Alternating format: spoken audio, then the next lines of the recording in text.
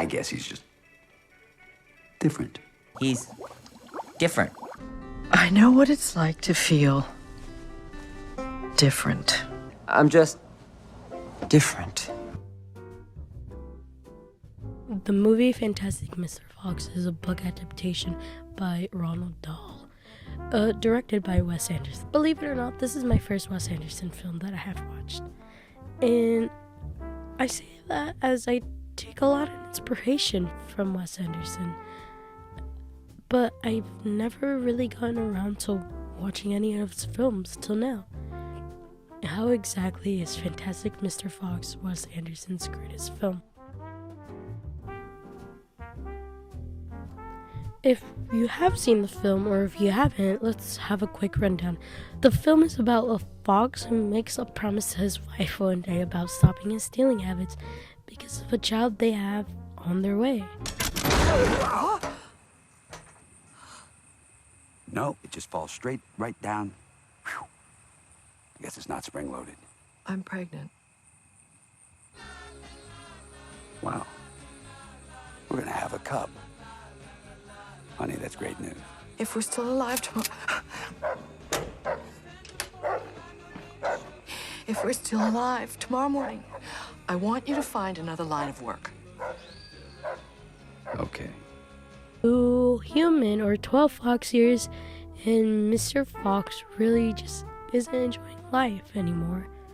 He clearly doesn't have a good relationship with his son. Does anybody actually read my column? Do your friends ever talk about it? Of course. In fact, Rabbit's ex-girlfriend just said to me last week, I should read Foxy's column, but they don't get the Gazette. Ash, let's get cracking. Why would they? It's a rag sheet. I'm sick. You're not sick. I have a temperature. You don't have a temperature. I don't want to go. Hurry up, you're gonna be late. I love the way you handle that.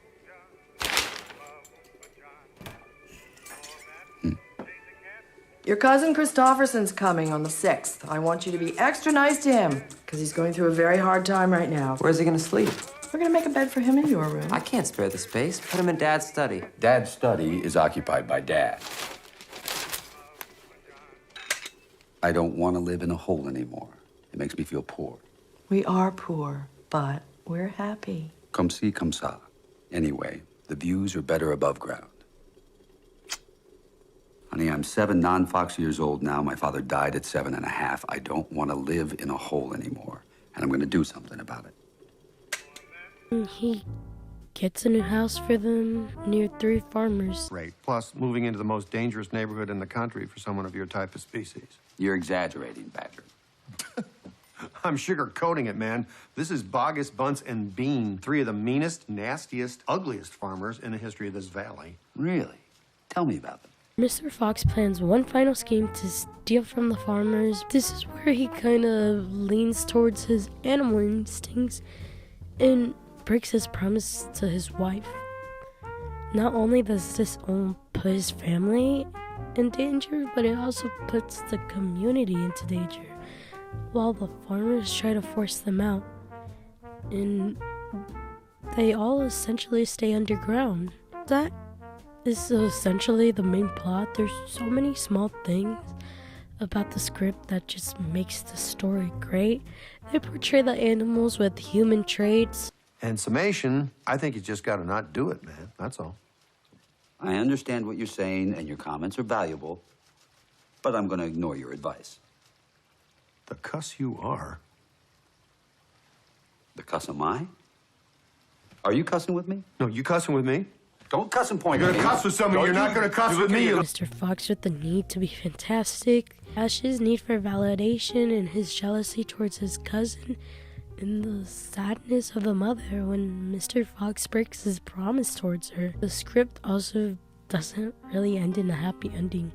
Unlike other stories in the real world where your mistakes have consequences, and for Mr. Fox, his community's still stuck underground at the end of the story. Just like humans, we realize our mistakes, whether we choose to fix them or acknowledge them, it is up to us.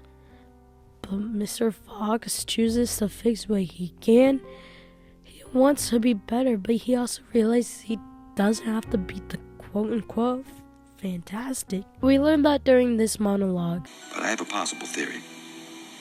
I think I have this thing where I need everybody to think I'm the greatest, the quote-unquote Fantastic Mr.Fox. And if they aren't completely knocked out and dazzled and kind of intimidated by me, then I don't feel good about myself. Foxes traditionally like to court danger, hunt prey, and outsmart predators, and that's what I'm actually good at. I think at the end of the day, I'm just... I know. We're wild animals. I guess we always were. I promise you, if I had all this to do over again, I'd have never let you down. It was always more fun when we did it together anyway. I love you, Felicity. I love you too. But I shouldn't have married you.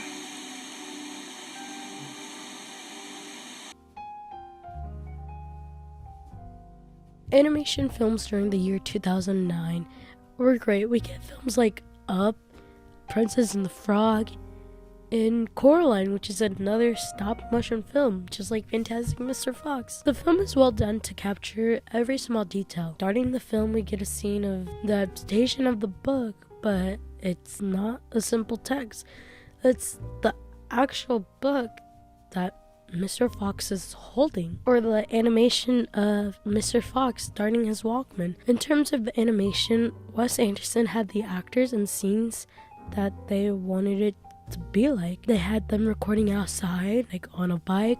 Are you scared of wolves? Or even eating at a dinner. 7.5, I don't want to live. Which later is animated to be what he wants. He takes the actors into an environment where his characters would be. Not only that, but he also sets up an image for the animators for a specific scene that he might want, and he shows them. That's why it's really great that Wes Anderson does all this stuff.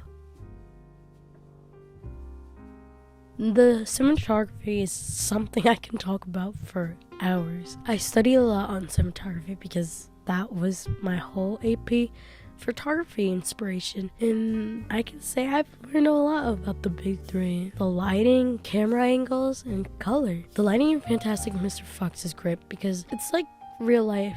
If you have a light source hitting something at an angle, the shadows also match. It's a small thing that some people may not really notice, but ultimately makes the film just look greater. Camera angles in the film are perfect because Wes Anderson was able to play more with the shots that really wouldn't be able to in real life films. The color grade through the film is one of my favorite things.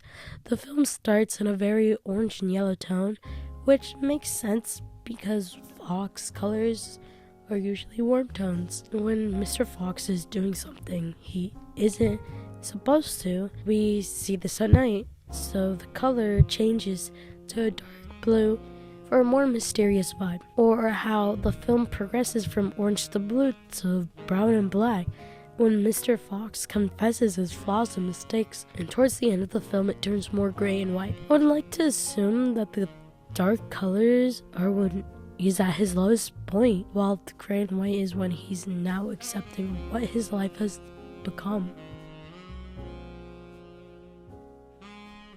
Overall, I believe that Fantastic Mr. Fox is Wes Anderson's greatest films because of all these elements. They show us not all movies have real happy endings. They show us how pride really shouldn't get in the way because you could lose everything. And the cinematography is just one of the most beautiful things. I think that is why Fantastic Mr. Fox is one of Wes Anderson's greatest films. The screenplay, the animation, the cinematography, they all really work together to help make the film more impactful for everyone of all ages. As I finish off my last year of high school, I can admit that I very much relate to Mr. Fox. I can make mistakes, and I can choose whether I want to acknowledge them or not. And I also realize that maybe not everyone has to think we're the quote-unquote fantastic. Quote-unquote fantastic.